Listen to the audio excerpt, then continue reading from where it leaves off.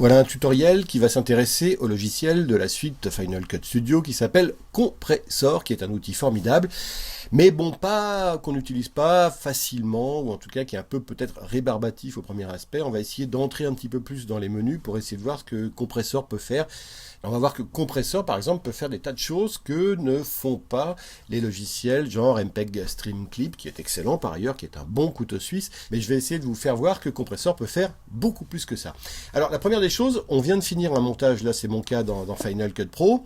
On va passer dans Compressor et pour ça, on va faire un export QuickTime avec les réglages de la séquence.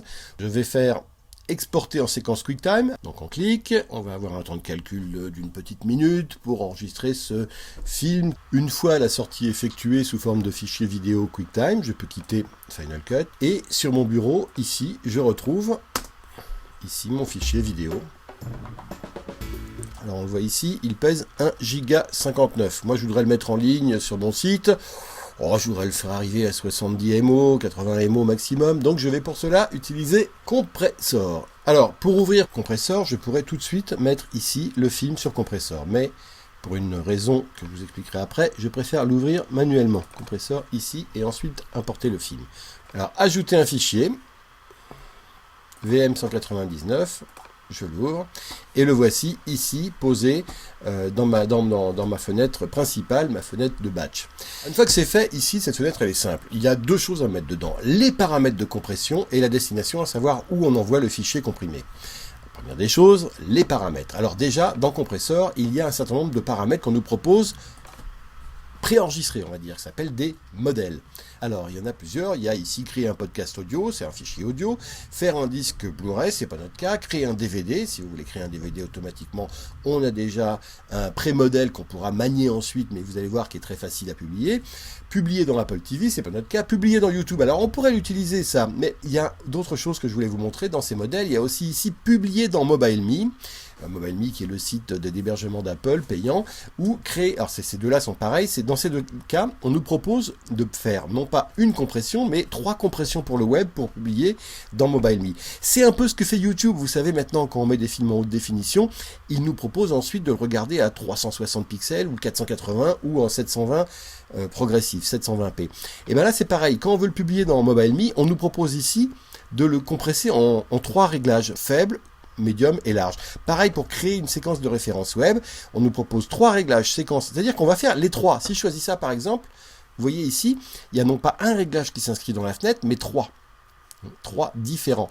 Je reviens sur mon fichier de départ ici, et alors au lieu de prendre ces modèles préétablis, je vais en choisir ici dans les différentes valises qui sont proposées. Vous voyez qu'il y a des valises personnalisées. Ça, c'est là où je mets tous les réglages que j'ai personnalisés pour mon compte et que j'ai enregistrés, sur lesquels je reviens quand j'en ai besoin.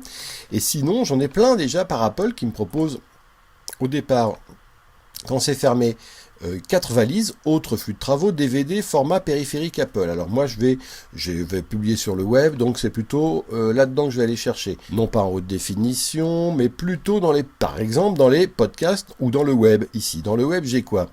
J'ai par exemple le fameux réglage qu'on avait mémorisé tout à l'heure, partage YouTube, ou alors en vidéocast web, ici, si je prenais un réglage MP4, voyons voir à la place. Alors là, cette fois-ci, on a un fichier en MP4 à 1000 kbps de débit dont la taille est estimée à 53-54 mégabits. Ça me semble plus raisonnable. Une séquence d'échantillonnage audio est 32 kHz. Bon, j'aurais préféré du 44.1, mais c'est pas vraiment très grave.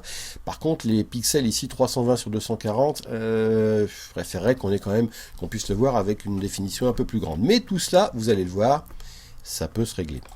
Alors la première des choses qui se règle, c'est la fréquence d'image ici. Pour moi, elle n'est pas du tout de 29,97, elle est de 25. Donc je vais me mettre sur 25. Le débit, alors moi je l'estime à, aux alentours de 1100 ici. C'est l'audio, alors au lieu de 33, je préférerais 44, même si c'est plus lourd. Moyen, ça me va. Et la diffusion, optimisation de diffusion activée, compatibilité, stream server, tout ça me va très bien. Ensuite, ici, Alors, on va éviter qu'on peut cocher ici, ce contrôle d'image activé, c'est c'est des réglages très avancés.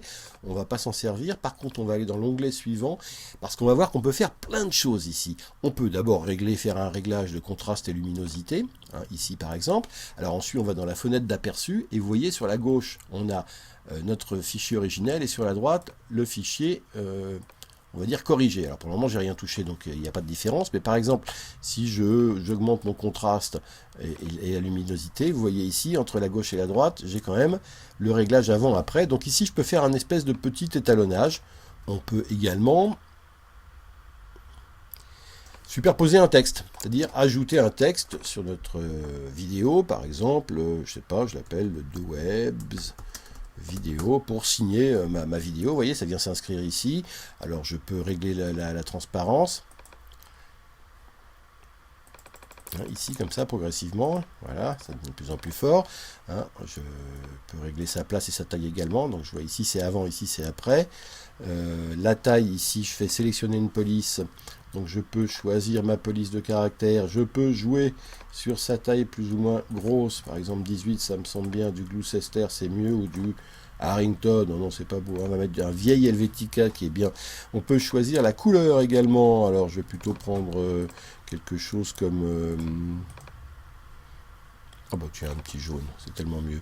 Hein. Donc voilà, mes couleurs, mes polices, j'ai réglé mon petit texte, et là j'incruste un texte en plus de ma vidéo. Alors ça c'est une option. On peut aussi générer un timecode, ça peut servir également quand on veut faire valider à un client et qu'il a des modifs à nous faire, qu'il nous dit voilà, j'aimerais bien faire une modification à l'image machin, non, ce serait mieux si nous disait au timecode temps. Ce timecode, on peut le démarrer à 0 ici, ou de régler de le démarrer comme c'était réglé sur Final Cut à 1 heure. On peut également changer sa couleur et le mettre en rouge. On peut également choisir, etc., de le placer en bas à droite ou en haut à gauche, ou en haut à droite, par exemple ici. Vous voyez, il s'est bougé.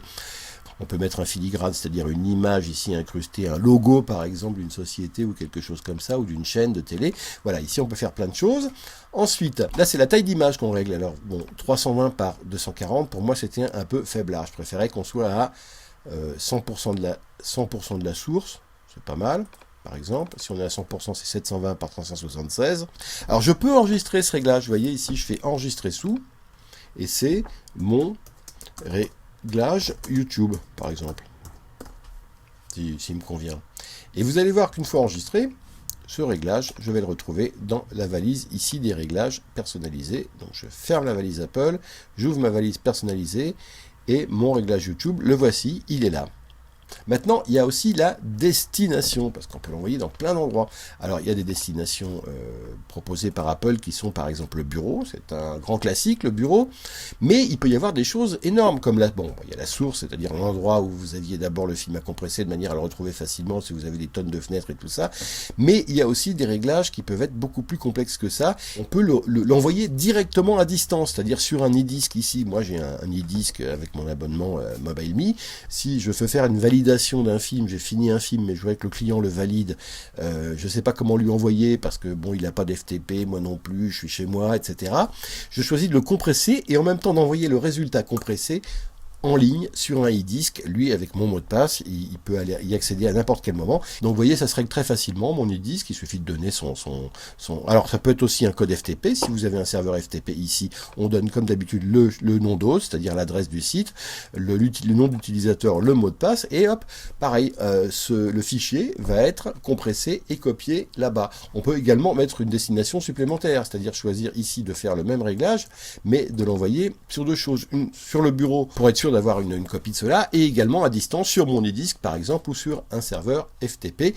Ça c'est tout à fait possible. Et cerise sur le gâteau, on peut automatiquement générer un email à un client qui va lui dire voilà, ou à son patron, mon film est fini, je l'ai compressé, je l'ai envoyé sur le FTP à telle adresse.